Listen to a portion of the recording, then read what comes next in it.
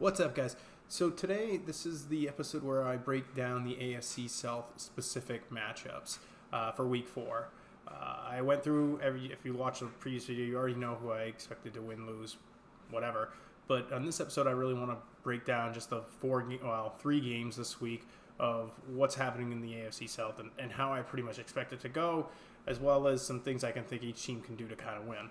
So I'm going to go ahead and start off with my team, which is the Tennessee Titans, who are playing the Eagles in Nashville. I do think that, the media, let's first say this. The media's all picked the Eagles to win. I think it's the second week in a row that the ESPN has pretty much everyone has selected the opponent of the Titans to win. I do think, sadly, that the Eagles are going to win. I hope not, but I do think that they're going to win. I do, however, think it is going to be a lot closer than what people think. I think the Titans' defense is the best defense the Eagles have seen so far. I do have questions over Carson Wentz's complete health. The Colts do have a decent pass rush, but it's nothing compared to what the Titans' pass rush is. So they could really get after Carson Wentz and make his life a little more difficult. As far as the Eagles, a big thing I have a concern going against our defense is they will be able to throw the ball down the field. I mentioned this in the previous video, that Carson Wentz is not afraid to throw a deep ball. Blake Bortles, I think, is. Also, not sure if Alshon Jeffrey is going to play. I know he was cleared for contact, but they haven't got a commitment to get him that say he's going to be on the field on Sunday. And then over to the Titans side, there's the drama with Rashard Matthews, who's being demanded to be let go.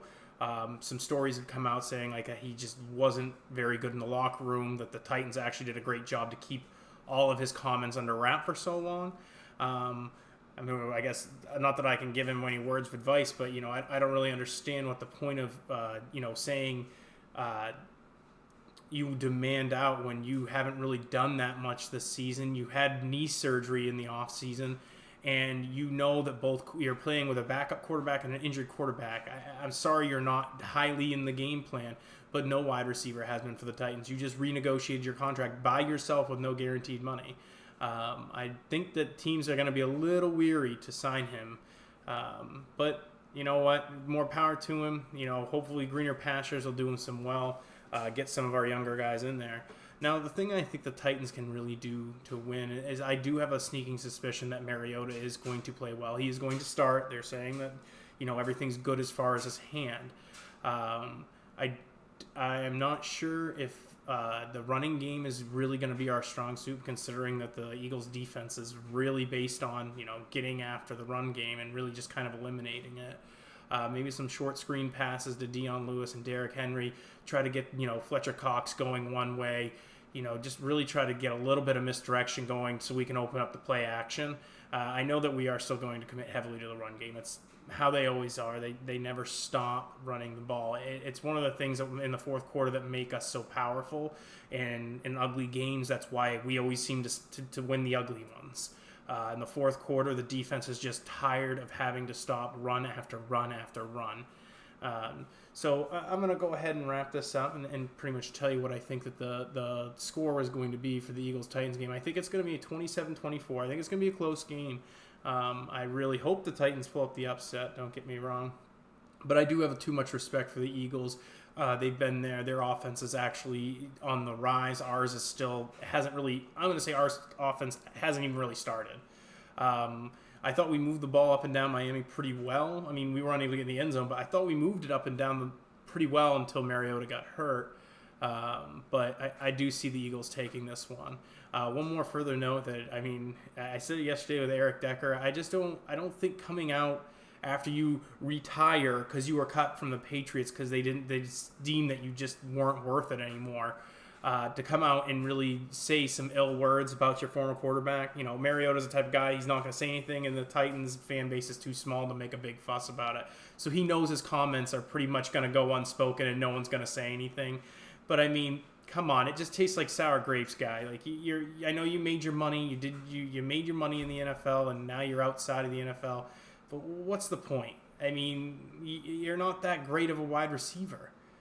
You had a few great years, but you're not a stud wide receiver. I don't understand why you would ever come up back and say things like that. But I mean, for those of you who don't know, he pretty much said that Mariota's too passive of a leader. You need to be vocal in the quarterback situation. But the guy wins games. All right. So anyway, let's move on from that. The next game I have on the slate is the Jets at the Jaguars. This is the third straight home game for the Jaguars, I believe. And I don't think any game's a must-win at this point. I think that the Jaguars have a salty taste in their mouth from losing to the Titans in Week 2. I really think they're going to come out and they're going to hit them in the mouth, and they're going to make it a statement to say. And I mean, I don't have much faith in the Jets' offense. I mean, other than Quincy Enunwa, I can never say his name, Quincy Enunwa. There's not very many weapons on this team. Sam Darnold, traditionally rookie quarterbacks are a little bit more lenient on their tight ends. But, other than that, and Enunwa is actually a relatively larger wide receiver. That's why I think he gets so much use.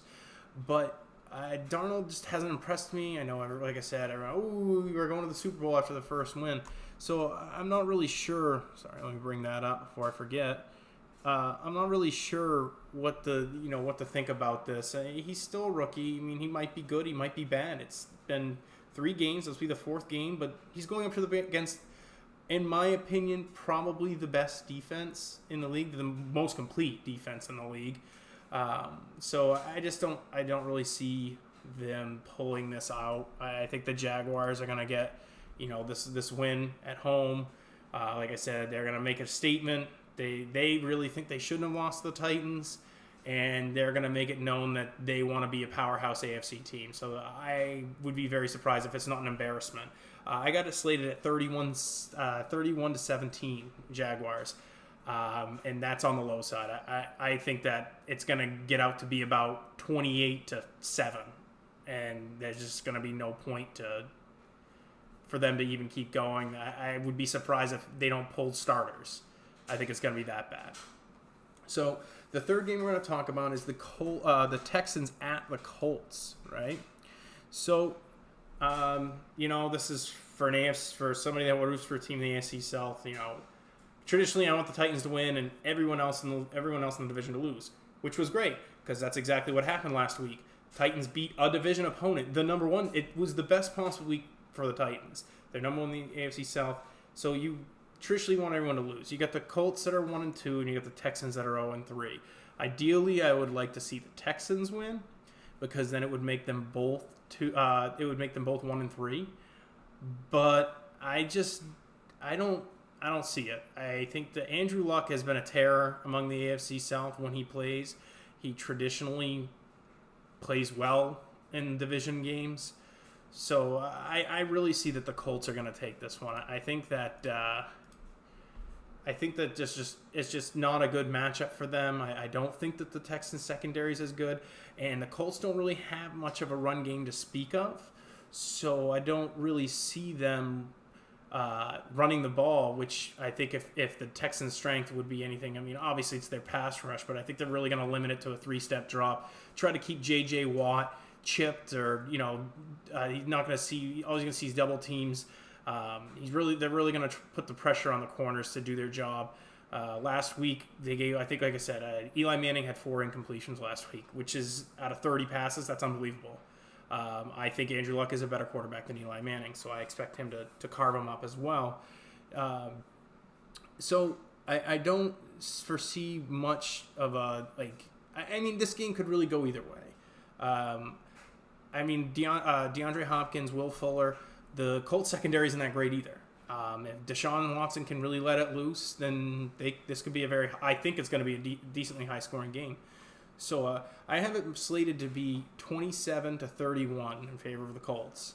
I wouldn't be surprised to have it go either way because, when you got J.J. Watt on the field, I know I feel like I talk about him every video. When you got him on the field, I don't know if Clowney's playing. I'm assuming he's going to play. There might be able to cause some problems for Luck.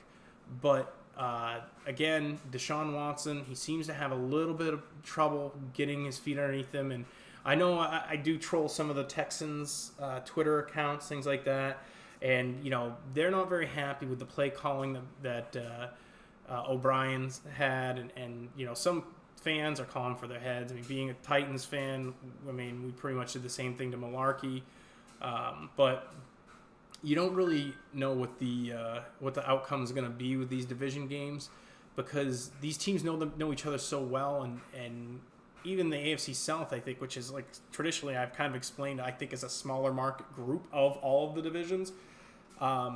They just don't like each other. I mean, you could see it last week. The Jaguars and the Titans. There's a lot of talking. They don't like the two teams that don't like each other. Any interdivision game, they don't. Yards are hard to come by. But I mean, I'm gonna say that this one is gonna be. There's going to be a lot of long passes. I feel like there's going to be... The passing yards are going to be up there. I feel like the running yards are going to be hard to come by. So, anyway, like I said, drop a sub. Give me a like. Trying to give new content every week. Like I said, I got some interesting things coming up. Would really like to... I posted this before. I'm still looking for maybe some sort of like Eagles YouTube / streamer to maybe come on and we can have like a discussion, a collaboration on this and really discuss each side of what we think the matchup is. But I'm running out of time of that. I still plan on having the Titans fans from Germany on Saturday. We're still trying to figure out a time to do that, so stay posted for that. But like I said, stay tuned and thanks for watching.